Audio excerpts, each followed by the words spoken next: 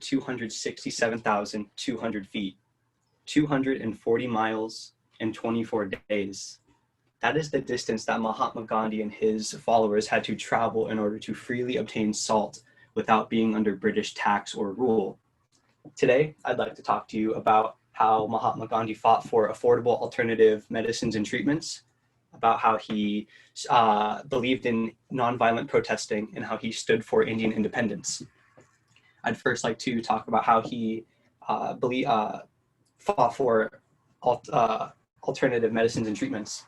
Starting at a really young age, Gandhi's father was very ill with organ failures and just organ problems, and this kind of boosted Gandhi into being the nurse or an aide role to his father. He would often have to administer medicine, address his wounds, anything that a nurse or an aide would have to do, and all of this young experience kind of boosted him into the medical field. While in the medical field, he met a doctor by the name of Dr. Booth, and Dr. Booth was an extremely charitable doctor who always treated his patients for free. And Gandhi found this incredible, and he wanted to work with Dr. Booth. So when they finally ended up meeting and working together, they opened up their own charitable hospital where people were able to get treatment for free. Later on down the line, still under the direction of Dr. Booth, Mahatma Gandhi founded the Indian Ambulance Corps, which is just a group of young Indian male volunteers who go out in the middle of the war as the paramedics in a sense. As I just mentioned, Gandhi's efforts for affordable alternative medicines and treatments not only helped found the Indian Ambulance Corps, but also created a new charitable hospital.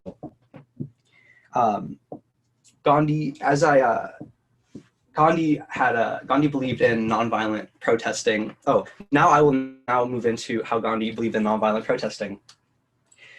Gandhi was a huge advocate in nonviolent protesting. He, one day in 1920, shut down the nation to a standstill when he organized a day of non-cooperation with the British, where all Indian businesses shut down.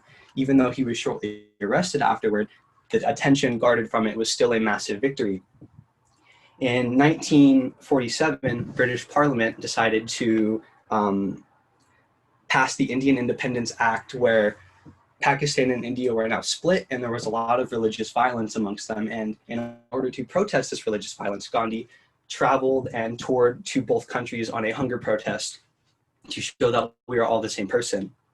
Gandhi was as I just mentioned, Gandhi was a large believer in nonviolent protesting through his ability to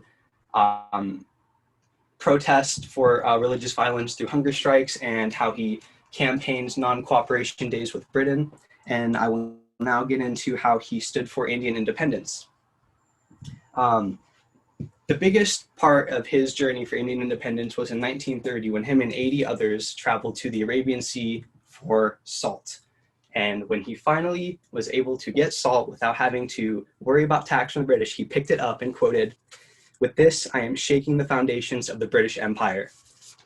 Now, Gandhi and all of his followers knew how big this moment was, knowing that they are breaking British rule and it is just them. And later on during World War II, when Britain was asking Indian leaders for help in the war, Gandhi and many others refused to aid in the war unless Britain agreed to quit India. This was basically just make the country independent from Britain. After many back and forths of going back, Britain finally passed the Quit India Act, and they were free. Today, I have talked to you about how Mahatma Gandhi fought for affordable alternative medicines, how he believed in protesting through helping people come together, and stood for Indian independence through all these marches and campaigns. Gandhi has proved to show more than being a leader by the way he's able to bring people together without incorporating violence. So today I would like to leave you with this.